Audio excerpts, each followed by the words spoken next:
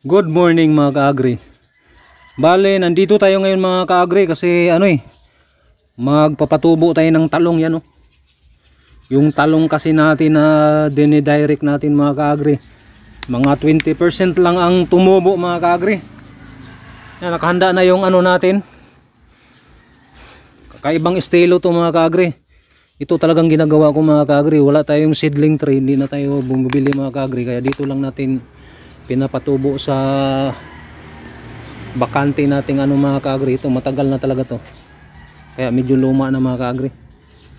Tapos ito yung lupa na ginagamit natin mga ka-agri, mga organic lang to. Ito yung lupa natin na galing doon sa likod, medyo fertile to siya mga ka-agri. Hindi ko nga nasala to Ito naman ay dumi ng baboy, pinato yung dumi ng baboy. Ito naman ay pinaghalong ng sanga mga ka-agri, sanga tsaka dahon na dinurog-durog ba. Yan mga ka-agri.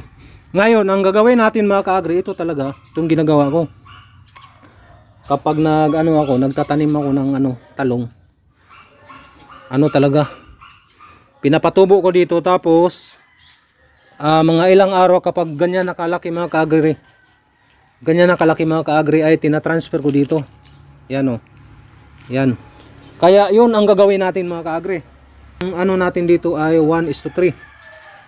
1:3 po mga ka-agri.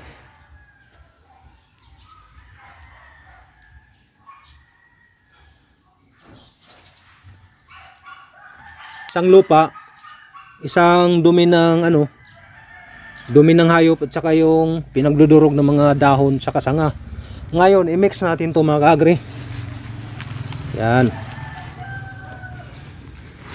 Ang kagandahan kasi nito, mayaman sa nutrients para madaling tumubo at saka umano yung tanim natin o yung pinapatubo natin na talong. Kaya mataba talaga siya mga ka-agri. Yan, i-mix lang maigi.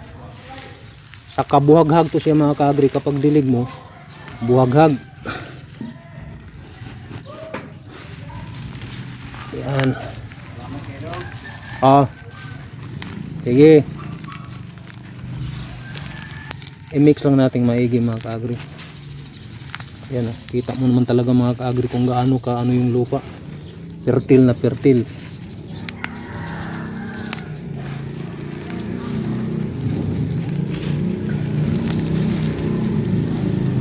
Itong natin, yan kailangan butasan natin mga ka-agri para makaano yung tubig, makalabas.